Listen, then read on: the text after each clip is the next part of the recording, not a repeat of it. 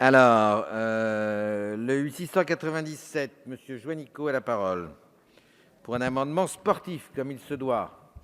Merci, Monsieur le Président.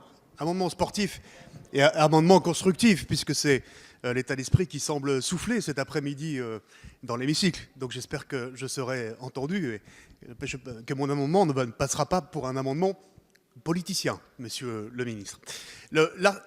L'article L111-2 du Code de l'éducation dit que la formation scolaire favorise l'épanouissement de l'enfant.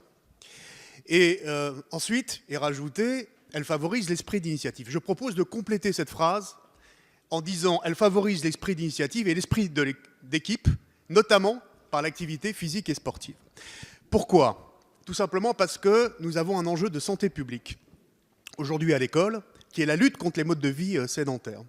Les phénomènes de surpoids, d'obésité, parce qu'il y a une activité physique qui est insuffisante, parce qu'il y a une alimentation trop riche et parce qu'il y a la culture des écrans chez nos élèves.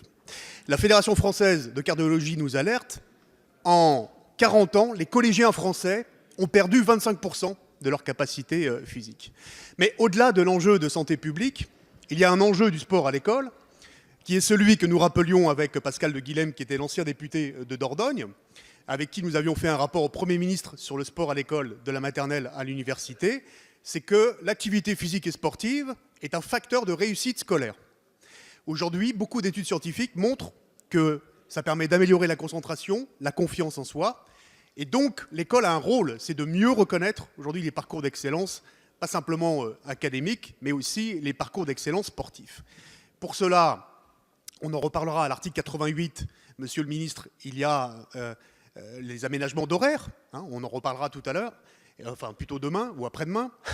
Il y a bien évidemment le PS obligatoire qu'il faut conforter. Il y a des mesures à prendre spécifiques comme l'aménagement des cours de récréation pour favoriser les jeux mixtes, par exemple.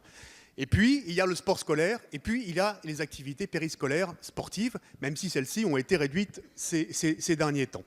Donc, effectivement, cet article vise à reconnaître le rôle de l'activité physique et sportive aujourd'hui dans l'épanouissement de l'enfant et de l'inscrire dans le Code de l'éducation, ce qui n'est